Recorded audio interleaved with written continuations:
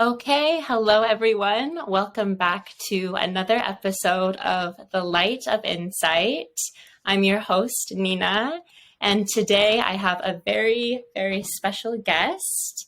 His name is Chhunny, and he's from Cambodia, and he has experience living as a monk, as a community leader and developer, and owns his own business focusing on mindfulness. I met Chhunny, when did we meet? It was in, I think, 2019. 2019, yeah. Or 2020, I think. 2019, or maybe 2020. And Chhunny, I was introduced to Chhunny by my dad, I don't know when you met my dad, actually. Oh, it's kind of a long time ago. I only talked to I only talked to your dad on email, but I felt that connection already. Once we met, I felt like I know him a long time already. So the connection seems on email, not in person. My dad feels the same way about you. I remember when my dad and I were planning this trip to Cambodia. It was just a daughter-father travel trip together. He was saying, I need to introduce you to the most cool, most mindful person. I have a beautiful connection with him, and that's you. So thank you so much for being on my podcast today, Chhunny. And My pleasure. thank you. My first question is just, please tell us your story and tell us your background and what you're doing right now, where you grew up. Tell us about you. Thank you, Nina. It's my honor to be on your podcast. Once again, my name is Chhunny. I start with my life as a temple boy. At 12 years old, I left my family, lived with my grandparents, and then moved to the temple. And after 1 year in the temple as a temple boy, then I became a novice. So I don't know if you guys, different country, experience buffaloes. I call myself as a buffalo boy and a temple boy. Then I become a Buddhist monk. I spent a big part of my life in Cambodia and also in Thailand as well. And now I am, after leaving the temple, now I am working with different community on we call mindful community, but also have my own small company that focusing on mindfulness and holistic work. So what age were you when you started to practice? I was 13 years old. I became a novice monk. So I was in the temple for 16 years. Live and practice as a Buddhist monk in the temple for close to 2 decades. So most of my youth, as a teenage, I was in the temple. Yeah, so my experience was in the temple. Wow. What was your daily life like living in the temple? The two important things that I still remember and I still miss it a lot when I think about my life as a monk. Number one is discipline. When I was with my parents, everything we can ask for. We were young, 12, 13 years old. At the countryside, we don't know much like city boy. Back then, in my family, we don't even have the radio, no TV, no radio. So what we do is just connect with the family. So when I was transferred to the temple, the first thing I learned is one father for everyone in the temple. And we learn how to be disciplined. We learn how to be responsible for ourselves. We learn how to share, live as a brotherhood. This is first lesson. And the second lesson is community. We live as community. Whatever we do, whatever we eat, we share with the whole community. And also, living in the temple, the monk, we go around for hours, we get the food from people, and we eat together. So wake up early, do chanting, and go to go to bed and do a lot of learn a lot of practicing meditations and learn of teachings of the Dhammas as well. So the two main things that I learned once again is discipline and live as community, and we really help each other. That's why this kind of energy really, really make me miss a lot most of the time. Sometimes I dream that I came back as a monk. Oh my gosh. It's just so interesting because I think that you're one of the first people that I've been able to talk to who has had experience being a monk. And hearing your story is just so interesting. So I love how you said the lessons that you learned were community and discipline. And I think that that has been a big focus for your entrepreneurship, your company. Can you please explain what you're doing right now with your company, VIPASSA? Thank you.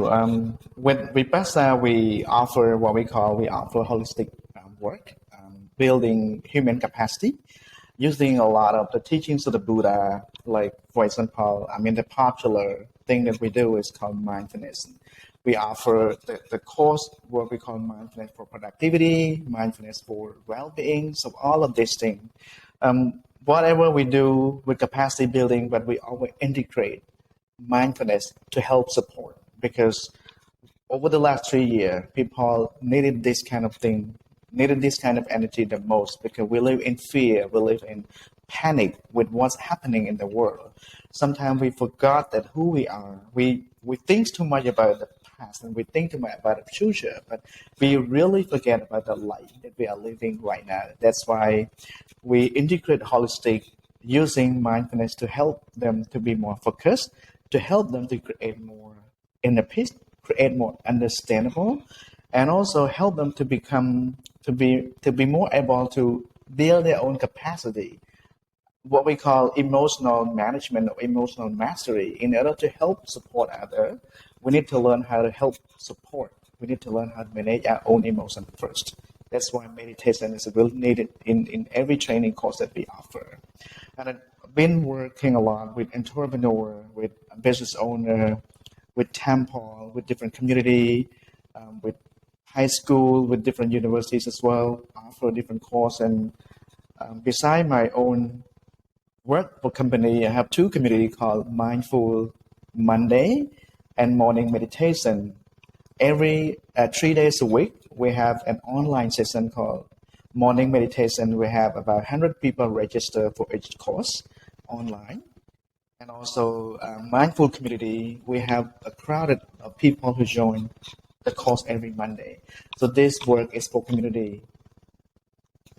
That's so amazing. I love how you're expanding also to young people in universities and schools.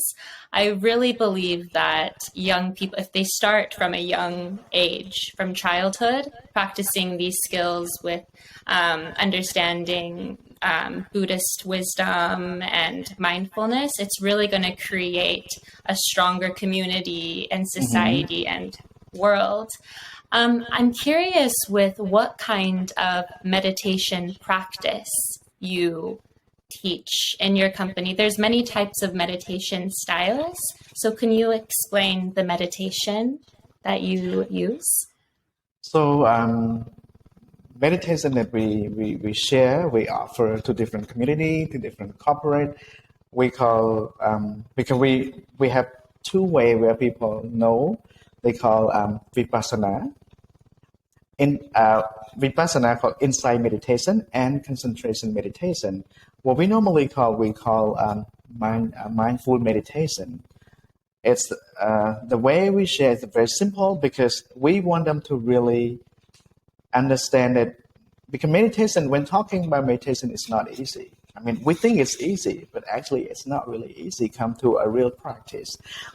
We think that probably only close leg and close our eyes, that's called meditation. But the way we help them to understand is to really think that this is a way of life. And meditation is a life program where anybody can practice anytime, anywhere. You don't need to just to go to the temple or to the meditation center, but actually at workplace, at home, or at music, or wherever you can just give time for 5 to 10 minutes, or maybe 2 to 3 minutes, to really open up and connect ourselves with the breathing in and out, because we sometimes too busy and we forget even to breathe. We forget even to connect ourselves with the light right now. Thich Nhat Hanh say, present moment, wonderful moment. The reason we become more stressed, we become more intense, because we forget to connect ourselves to the light right now sometimes. It's just 5 to 10 minutes a day. That's it, you know. Absolutely. What you said about it can be something you can do anywhere, school, work, when you are commuting on the train, even. Just take that 5 to 10 minutes to really focus in on yourself, focus on your breath. Actually, Chhunny, I wanted to tell you, I don't think I told you, but I did a Vipassana meditation retreat, the Wow, 10-day. congratulations. Yeah, thank you, in Chiba, which is about 1 hour from Tokyo, 2 years ago, or in 2020. So right before COVID started, I went on the Vipassana meditation, and it completely transformed my life. Honestly, I was able to really, I learned about how the monkey mind just keeps talking all the time, and it keeps making you feel like it doesn't make you feel good, because you start to think about the past, you think about who hurt you, you think about your future and the anxiety in your future, and you don't know what you're doing with your life. And during the meditation, my mind kept talking and talking, but then one day I finally it just became quiet, and everything there was just a big release. And that's where I really started to believe in the power of meditation. After you reach a certain point, you start to give up thinking so much. And I think that if people are able to just try to meditate, it doesn't have to be 10-day silent long meditation, but just trying little steps at a time, it can really be transformative and very powerful. So I wanted to tell you that, actually. It's a big transform, right? After the meditation retreat. It's such a big transformation. So now you understand more about your monkey mind, yeah? My monkey mind is truly a monkey mind. It's very, very, but it's also something where I learned that if you just remember that that monkey mind isn't you, it's not your authentic self, and you just observe the thoughts and the monkey mind, it makes it so much easier to let go. Right? That's really good. I love how you put the way to let go, because a lot of people kind of misunderstood in the way that when they meditate, they want to control monkey mind or to control the mind. Mm-hmm. But actually, it's not about being controlling. It's about being understanding and observing our own mind, and then we can create more self-awareness. We create more focus, because if we have enough ability to focus, to stay focused 5 to 10 minutes a day, life can become more better. Like we can be, the Buddha said, if we become expert with our own breathing in and out, and we have enough awareness, observing, then we become more smart. We gain a lot more wisdom through this self-awareness. But sometimes people kind of expect too much. You know, they go to retreat, they want this, want that, but actually it's just all about understanding our own mind. Actually, it's all about learning how to observe, learning how to investigate, but not to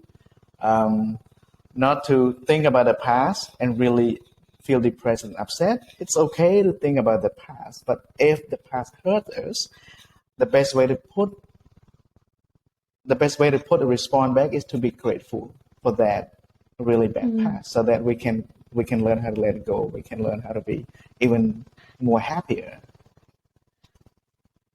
Wow, I agree with you. That I think it's very important, that control, that I think a lot of us understand that feeling of just wanting to be able to control what's going to happen in your future, or the relationship you have with your boyfriend or girlfriend, or you want to control your work environment. There's so many things that we want to be in control over because it gives us a sense of safety.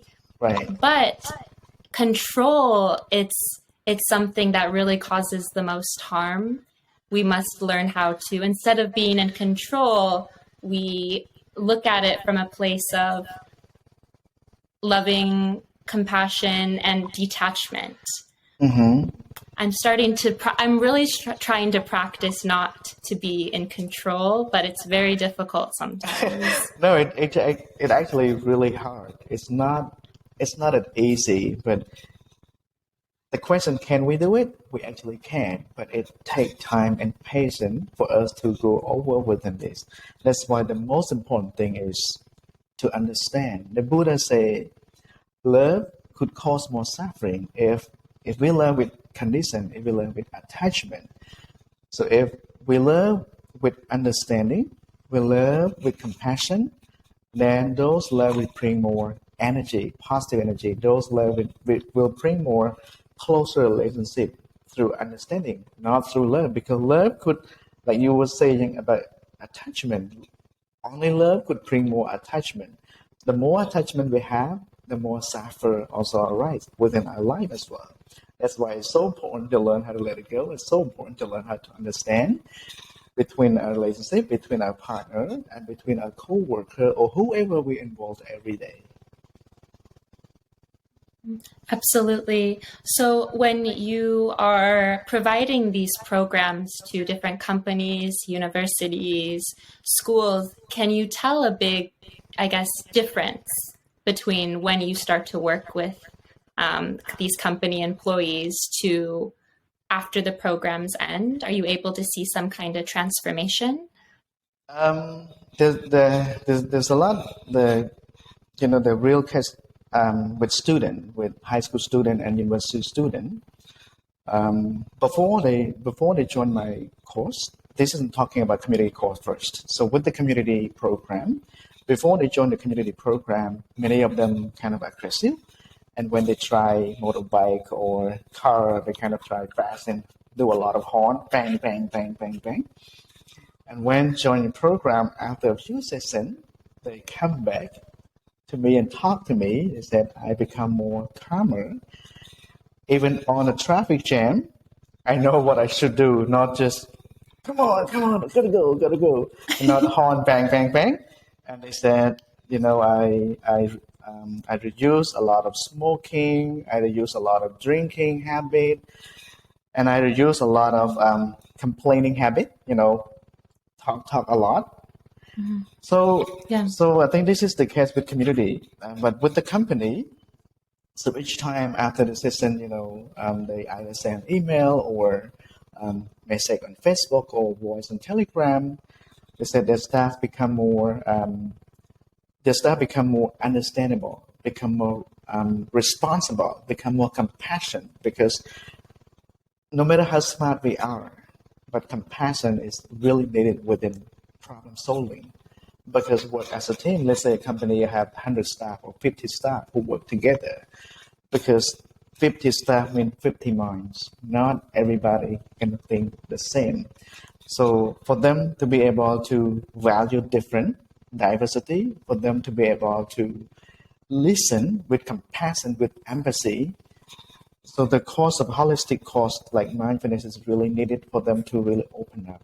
So number one, open up for themselves, become more kind, compassionate, and then they can make better decision, what I call better decision, right decision that not based on tendency, because I like him, I like her, I like them. That's why I agree with them. That's why my decision based on this. So I truly believe the more people using meditation in life, the more they become better with focus, with decision, with creativity, and not tendency based on our own preference, but based on the Buddha say based on justice and based on what we see as a value.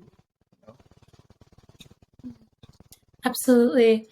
I'm interested with, for example, you were saying listening is a really important part for employees to do in a company. But I feel like listening, you can listen to someone, but it takes a lot more to understand what someone is trying to say and their view. Do you know what I mean? Like I can I listen understand. to as Yes. how can we achieve that understanding? We're So listening, but how do you achieve the understanding? it's a really good question. It's really good thing. Because a lot of time when we listen, we probably have our own agenda. Once we have our own agenda. Number two, probably we try to understand what somebody is saying or what the speaker is speaking. So to be empathy, to listen, to be listened with empathy, it just be a part with the speaker. So what I would say, not try to understand what it means, and not try to have your own agenda and say, oh, after Nina is saying what I'm gonna respond. After what's saying what I'm gonna respond. So this is we take away our own energy. We take away our own empathy. So empathy just be fully present.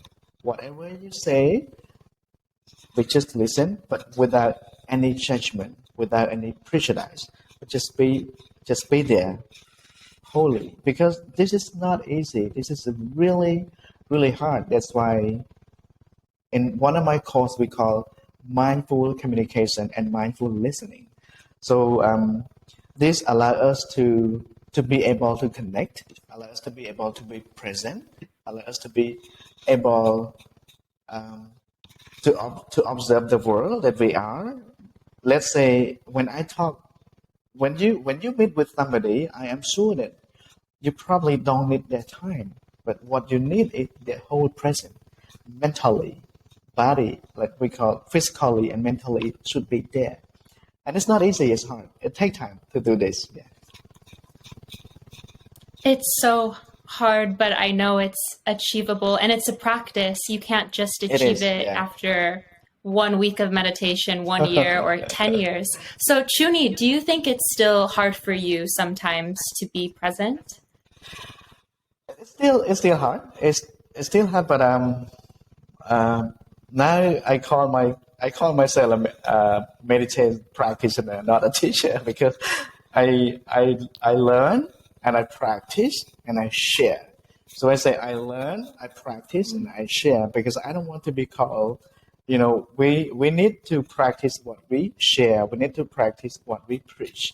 That's why each day, each moment, I'm learning, and I see myself as a student every time and everywhere because I truly believe that life is a process of learning. Like you were saying, you like to learn, you like learning. This is called life. The minute that we stop learning, it's dead. Amen. I 100% agree. The minute that we stop learning, that's not good. And I think nowadays in the world, it's really hard for people to want to learn the other side or learn. An example is in American politics, there's this big divide between Democrats, Republicans.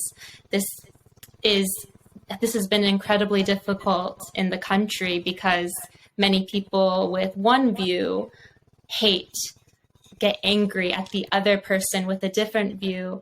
And I think that just what you're saying about the understanding with compassion is so, so important for communities and societies to thrive and be okay. I see just so much anger all the time and fear in in people because of not being able to understand with compassion. So I'm wondering, in Cambodia right now, historically speaking, Cambodia has had such a, of course, traumatic history. Do you see in society that it's quite hard for people to let go of, memories of the past, and, with history, it carries on family to family to family.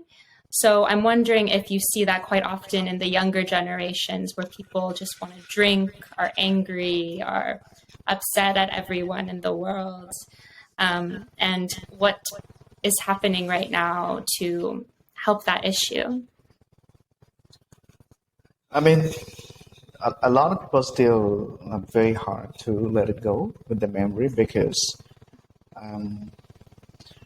let's say, if you go to the countryside and you talk to the family that gone through the marriage time, gone through the traumatic time, so when the minute that we open our mouth to talk about this kind of thing, they cry because it's really hard to let go. So that's why I think it's so important where individual or the temple or the community need to help support each other in a way that to open up, not to forget, but to learn what we've gone through, but also to feel grateful that we are here right now. Probably with those memory, with those hard times we went through, it gave us strength. With those hard times we went through, it gave us more energy to do better work. It gave us more energy to be better human being. If we think about what happened and we feel angry, we feel disappointed, we only lose our own positive energy. That we forget that we're gonna keep moving. We're not gonna go back. We're not gonna going back to the past. Like one of the Cambodian monk, he was considered to be Gandhi of Cambodia, Gandhi of India, but he was considered to be Gandhi of Cambodia. He said, present is the matter of future. If we take care of our own matter well, then the future will be better as well. So seeing this happening, even myself, when I talk to my grandparents, when I talk to my parents, they're still not happy to see what happened. And also right now, because the country develops so fast that we are materialized. We value more modern education. We value more materialism than the core value as human being, as who we are. That's why sometimes we say, as human being, we know too much, we feel too little. We have too much, but small needed. It's not. We have too much demand, but what we need is not. It's not all those demands. That's why we forget what makes us happy. Because what makes us happy is our own value. What makes us happy is like that we do what we like. We do what we feel passion, not those material. But this is what going on in the world. We can't just going alone and say this thing. People probably say we are crazy or we're stupid that we think different. And I always remember Dalai Lama. He say, in this modern time, we don't need smart leader. We don't need smart leader, but we do need compassionate leader who understand the world, leader who understand humanity, not leader who build the world with nuclear. So this is what he said. Wow, yeah. What you were saying about how materialism, it really does make people feel like they're always searching and wanting more and more and more. I remember when I traveled to Cambodia a few years ago, and Cambodia, what was really striking to me was you see so many kids and people still on the streets needing more, but on their face, they have such beautiful smiles, and there's so much positive energy I felt throughout the country of Cambodia. And I compared that with me living in Tokyo. And of course, it's not a country that has a lot of poverty, but everyone has, middle income, enough money, but everyone's faces look so sad and so stressed and depressed. And this country also has this very high suicide rate, and everyone works very, very hard to unhealthy points. And I just think about what you said. Sometimes material, it's an illusion. We still just keep thinking, if we get this item, we're going to be happy and fulfilled. Or if we are able to get more money or more things, it's going to make us feel like we're better and stronger. But actually, that kind of feeling, you need to find that within yourself. Material items won't fix or help you solve that issue. So I think it's actually quite interesting what you're saying with Cambodia. It's changing and it's growing, and it's becoming more of a country where, I don't know how many years later, but it's going to be a country where, people are going to be maybe thinking big picture wise, more right. and It's more a lot. and more and more. There's a lot of changing right now. I would see in the positive side, there's a lot of changes where there's a lot of Cambodian people who went abroad, so they went to different countries and they come back and help develop their own country.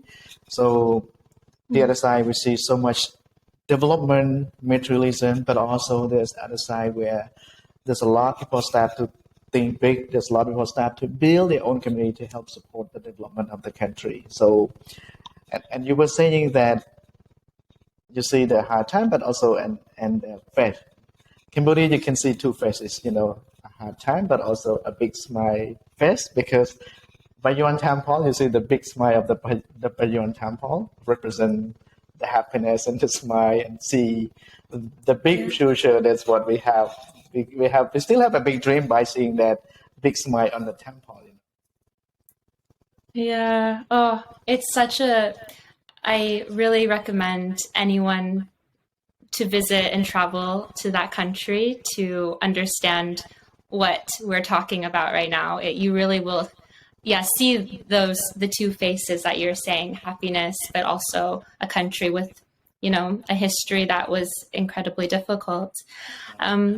So my next question that I want to talk with you about is some tools and, I guess, techniques that people can do for themselves in order to reach a more present mind, to achieve more of a, I guess, understanding when they talk with people. Of course, mindfulness and meditation is a big tool, but what other tools can someone incorporate in their everyday life in order to live with more compassion and presence? Thank you, Nina. Once again, we, as a person, we know too much, and there's so little practice. We say we know too much, but we feel too little. Us as human beings, me, you, or everyone within this world. So I would say one most important thing, if we are able to connect with our own breath in and out, we will not call meditation or mindfulness, but just be able to connect your own breathing in and breathing out. Then it will help us to connect our own present, and it helps us to connect our own future as well. So what I'm saying, I'm sure that everybody hearing already this probably hundreds of times or many times, but come to a practicing part, and also come to a practicing part probably hard. And other way, for example, when we eat something, let's say we call mindful eating or mindful drinking. So when we drink, make sure that we we are mindful drinking, and make sure that we enjoy the process of drinking, not just drinking, not just drink. When we eat, make sure that we enjoy the process of eating. What is what I'm saying is, when we see the food on the table, we probably look at the food and imagine we see a lot of things in the food. We probably see the sunshine, we probably see the air, we probably see the water, we probably see the labor, we probably see the farm, see all of those things. So when we learn how to open our heart like that, then we become more mindful. When we learn how to see those things within the food or within whatever we do, then we become more appreciated. Because some people might complain why the food is not tasty, why the food is not good, why the food is so salty, why the food is not enough salt. We can complain all of those things, but the minute that we open ourselves to see all those things, then we become more appreciated. Once we become appreciated, we can be enjoyed. Once we enjoy, we can take the spirit of the food, not just put the food in, but we actually take the spirit, take the taste, take the energy in. Oh, this makes me want to, whenever I eat, I unfortunately am not that mindful. I'm usually thinking about my work or I'm watching something on Netflix, but I really do want to incorporate more mindfulness in my daily life, not just when I meditate in the morning or evening, but really when I have my lunch in the afternoon or when I'm having that conversation with my coworker or friend. There's so many ways in a day that you can be mindful and present. So that's really important. It's like when we're talking, you know. Oh, no, please. When we're talking, so when we are mindful, then we can enjoy. Like when we talk to somebody we probably don't like, 5 minutes is like too long, you know. If we talk to our friend that we like, that we enjoy, 1 hour could be very short. So it's like that as well. So two real examples that you can cooperate. Probably you already been doing it, or you're doing it, but probably you're not really thought of it. Do you like chocolate? I do like chocolate, yes. So next time when you eat chocolate, you can do like this. When you eat chocolate, you take the piece of chocolate and look at it. Look really closely at the chocolate. What you see within the chocolate, you probably see the taste, you probably see whatever, I don't know, but there must be the sunshine, there must be the light, there must be the water, there must be the air, the earth, or there must be the labor and farm, all those things. And then before you actually eat it, you actually taste it, you know, like lick a little bit, and then put the chocolate in your tongue and close your eye. Just take a bit of sip, and then maybe a few seconds later, you can actually chew the chocolate. Then this is one way to incorporate mindfulness in eating. Because if we like chocolate, let's start with chocolate. Just eat it slowly and mindfully, and then see how you enjoy it. And the second one, probably a lot of people really enjoy with this. So sometimes I practice it.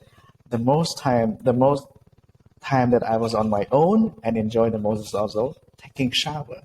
When we take a shower, because nobody interrupt, it's like we on our own private time. We enjoy the drops of the water flowing on our head.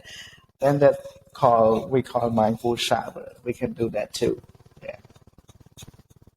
Oh, that's so amazing. I'm going to think about that when I take a shower tonight. Cool. I'm thinking about sometimes when I take showers or I'm getting ready to go to bed, I get a little bit anxious because I just want to get done with the shower, get done brushing my teeth, washing my face. I just want to be done and move really quickly and just go to bed. probably because I'm tired and Right. I just don't want to take that much time. But that anxiety feeling really carries on, and it becomes a habit though. So every time I think about showering, brushing my teeth, it's like, oh, I don't want to do this because that feeling carries on. But I think it's really important to, I guess, shift your mindset to what you're talking about with remembering like the senses, how it feels on your skin with the chocolate. Where did this come from? How does it really taste when you take a deep breath and a deep breath out? There's so many ways that you can shift your senses and mind to make things more enjoyable in life, because so many times I think people just are really struggling through life, and it's really life's too beautiful to just go through life that with that kind of pain and struggle. So I think this is just incredibly useful and practical advice. My question for you next is how to become more mindful in relationships, because I think as humans, we try so hard to be a certain way, to have an image, to show that you're confident or really smart or powerful. And just like you're saying, you can tell when a conversation isn't authentic because you don't want to talk to the person for that much longer. You just want it to go by fast. Right. And I think this kind of leads to conversations about ego and about trying to find your authentic self. So what kind of advice would you give to someone that's trying to find their authenticity and, I guess, purpose in life? Thank you, Nina. I think the most important thing in Pali word called Yu Li Sao Menet Sekara. What it means, it's important to reflect, to mirror ourselves, reflect each day, at least twice a day, so that we can understand who we are, our own core value, our own identity. So before we can build relationship with partner, with friend, with co-worker, it's important to build relationship with ourselves first, because sometimes we forget who we are and we try to compare a lot. We mirror a lot of other people. We try to really understand about other people and mirror other people a lot, reflect a lot of other people, but we forget our own body, we forget our own sense of who we are. So once we don't have enough, if we don't have enough confidence, we probably, or let's say, if we don't have enough respect for ourselves, we do need respect from others. We, like, our ego is to have more respect from others. Our ego is to show that who we are. I am the most confident, I am the best, and this and that. So this ego will become more and more when we don't have enough connection to our own sense, to our own value.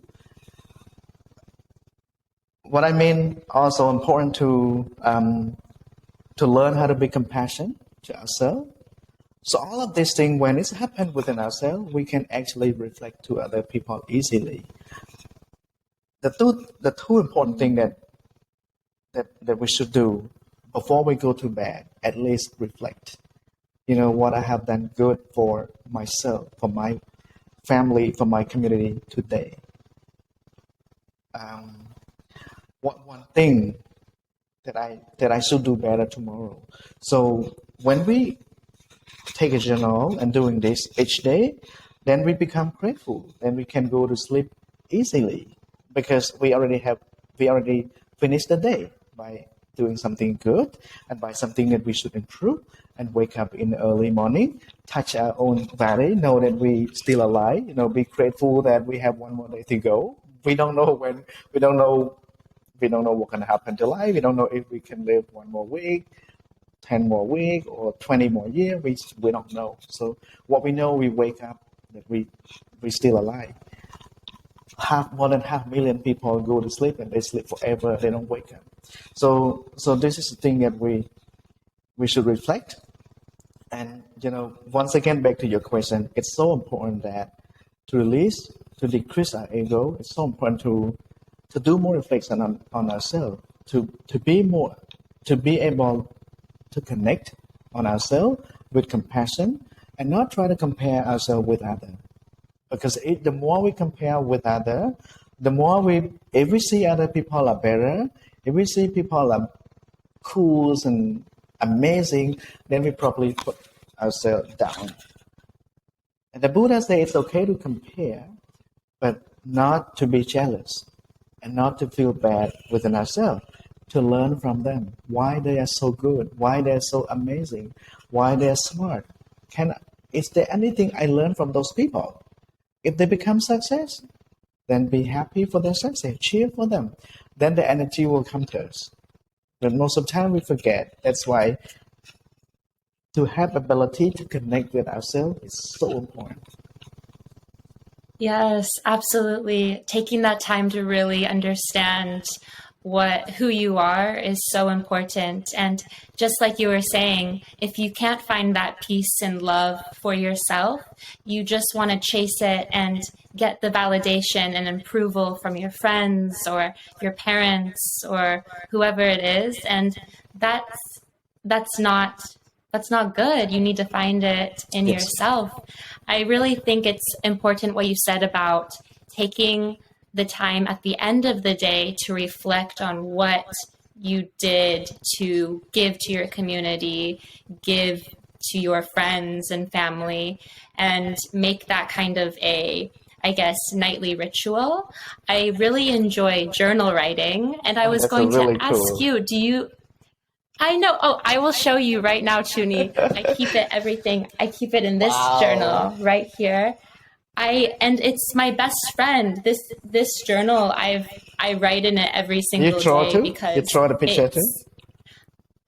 I do sometimes draw pictures too. Wow, that's good. Yes. That's good. Thank you. So, do you also keep a journal?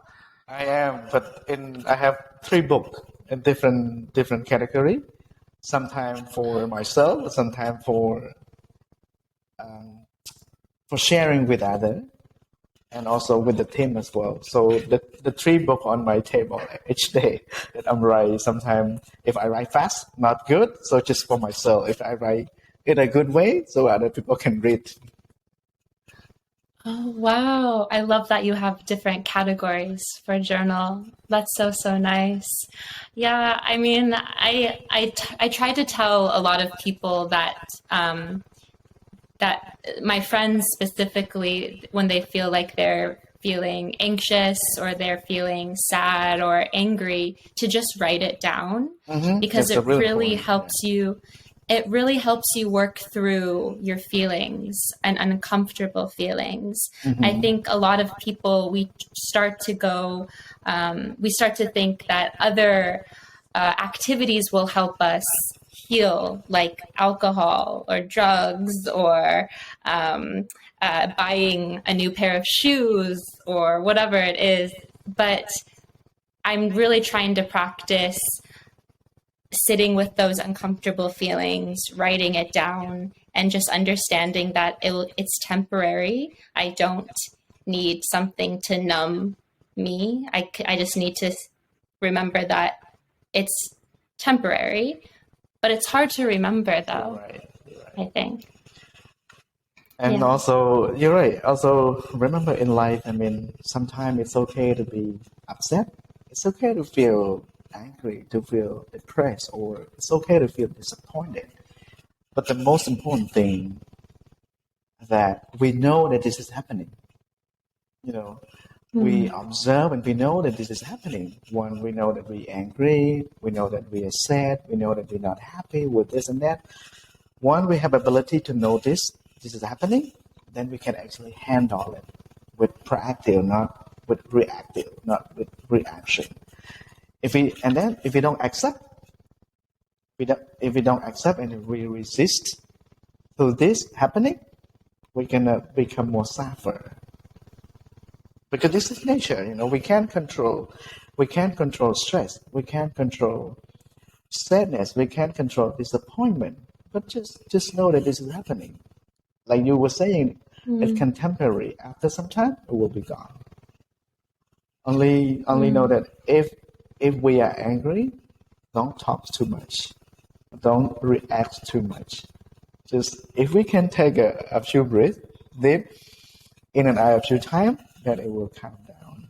Because the holiness Dalai Lama say, as a human being, we have enough potential to be cruel, we have enough potential to be bad, but also we have potential and ability to be good, to be compassionate.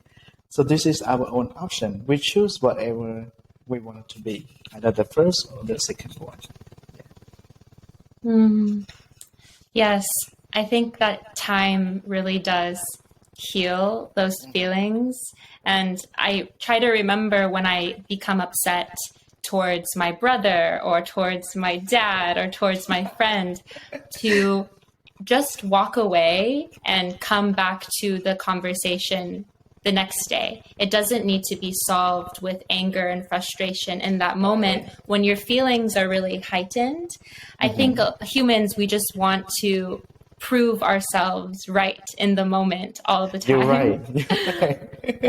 Okay? All the time. Because a lot of time when we have problems, say you are so right, you are wrong, I am right. Whatever way we always want to validate, to prove that we are right and somebody else is wrong. So the most important thing is not about being right and wrong. But it's about what problem is up. Put the problem on the table and find out what do we want out of the problem. We want solution, right? And also go back to what you were saying about writing.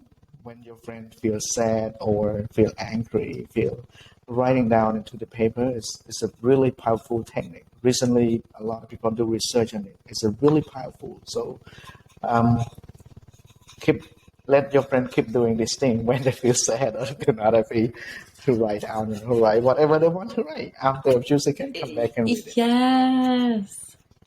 Yes, journal writing is going to be something very special to me, and I'm always going to share it with people because I honestly think that it can really save a lot of people from pain and suffering. So, yeah. Oh, Chhunny, thank you so much for all of this wisdom and incredible advice and all of these tools to incorporate in our daily lives in order to live more presently, consciously, and compassionately. I just want to end with one last, question for you.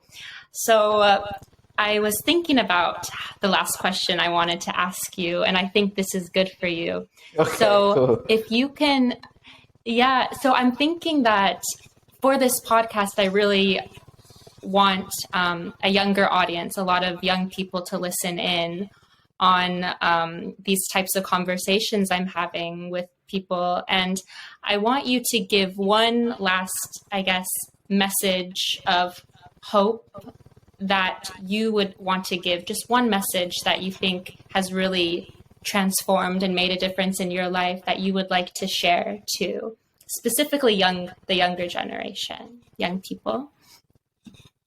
Thank you. The question seems easy, but that's not easy answer, right? Yeah.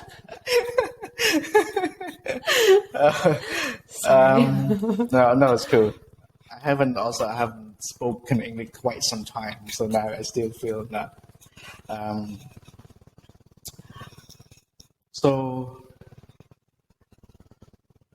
Remember in life, for whoever those young people are listening our podcast right now, no matter what we went through in life, it's so important to recognize. It's so important to accept this is happening. One, we recognize, we accept this is happening, and see how can we respond to that. because also I truly believe the more challenge, the more hard time we went through, the more stronger we become. Because this is like a test in life. This is like a test from the universe or whatever. If we if we have enough courage to connect, if we have enough courage to understand that, then we can go over. Once we go over, just be grateful for that. And one last word, no matter what happened in life, just be grateful to that happen, and then move on with hope, move on with our own motivation, with our own value in life. Thank you. A round of applause. That was so beautiful. Chhunny, my brother, thank you so very much My pleasure. for your time. It was so incredible to have this conversation with you, and I'm very excited to continue our relationship and to keep gaining wisdom from you and seeing your journey with your community engagement, with your company, with Cambodia as a country and the world as well. Thank you very much again, Chhunny. My pleasure, and I hope your show gonna be viral, gonna go to different places. And I'm hoping to connect you to more Cambodian people that can share on your podcast as well. Maybe connect you to the supermarket I've been working with for him to share wisdom on your show, or some young women here as well. So let me know what I can help later on, and I'm really grateful to be on the show. Also, thank you for doing this to help support humanity around the globe. Thank you. Chhunny, thank you so much. And thank you everyone for listening. And we will be back with another podcast episode next week. Thank you. Bye-bye. Thank you. Bye-bye.